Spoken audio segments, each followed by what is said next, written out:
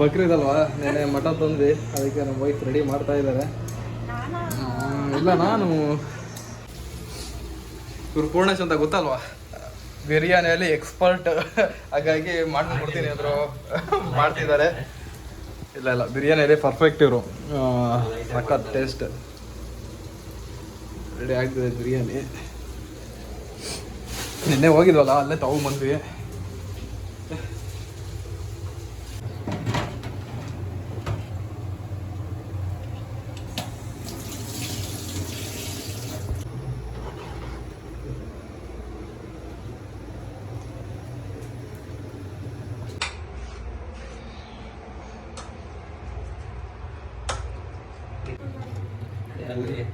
Biryani ready ಆಯ್ತು ಬಕ್ರೀದ್ ಪ್ರಯುಕ್ತ. ಇವಾಗ ಏನಿದ್ರು ಚೆನ್ನಾಗಿ ಬ್ಯಾಟಿಂಗ್ ಅಷ್ಟೇ.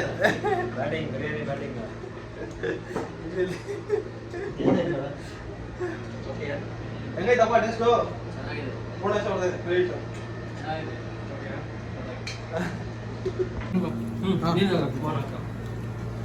ಮತ್ತೆ ಬೀಚ್ಗೆ ಹೋಗ್ತಾ ಇದ್ದೀವಿ.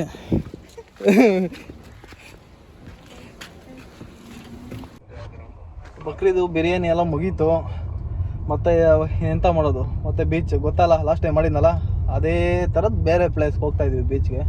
ಅಲ್ಲಿ ಹೋಗ್ಬಿಟ್ಟು ಸ್ವಲ್ಪ ಸಂಜೆವರೆಗೂ ನೀರಲ್ಲಿ ಮುಳುಗಿ ಎದ್ದು ಎಂಜಾಯ್ ಮಾಡ್ಕೊಂಡು ಬರೋದೆ ಇವತ್ತಿನ ವಿಶೇಷ.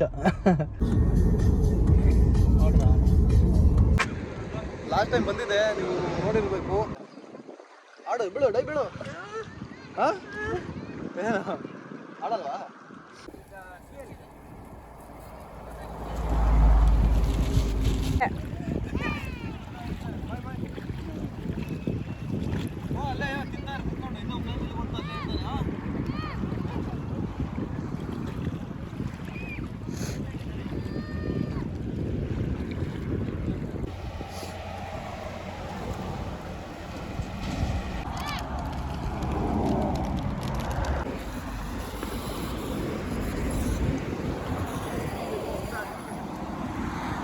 ಸೌದಿ ಅವರೆಲ್ಲ ನೋಡಿ ಇದೇ ಥರ ಸಂಜೆ ಆಯಿತು ಅನ್ನೋ ಬಂದ್ಬಿಡ್ತಾರೆ.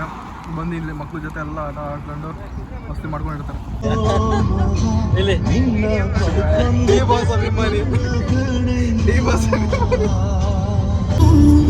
ಇದೆಲ್ಲ ಮರಗಳು ಹೆಂಗಿದೆ ಸೌದಿ ಅರೇಬಿಯಾದಲ್ಲಿ, ರೋಡ್ ಸೈಡಲ್ಲೆಲ್ಲ ಯಾವ ಥರ ಮರಗಳನ್ನ ಕಾಪಾಡ್ಕೊಂಡಿರ್ತಾರೆ, ಯಾವ ಥರ ಬೆಳೆಸ್ತಾ ಇರ್ತಾರೆ ಅಂತ. ಒಂದೇ ರೋಡಲ್ಲ, ಆಲ್ಮೋಸ್ಟ್ ಎಲ್ಲ ರೋಡ್ಗಳಲ್ಲೂ ಇದೇ ಥರ ಮರಗಳನ್ನ ಈ ಥರ ಇದು ಮಾಡಿರ್ತಾರೆ.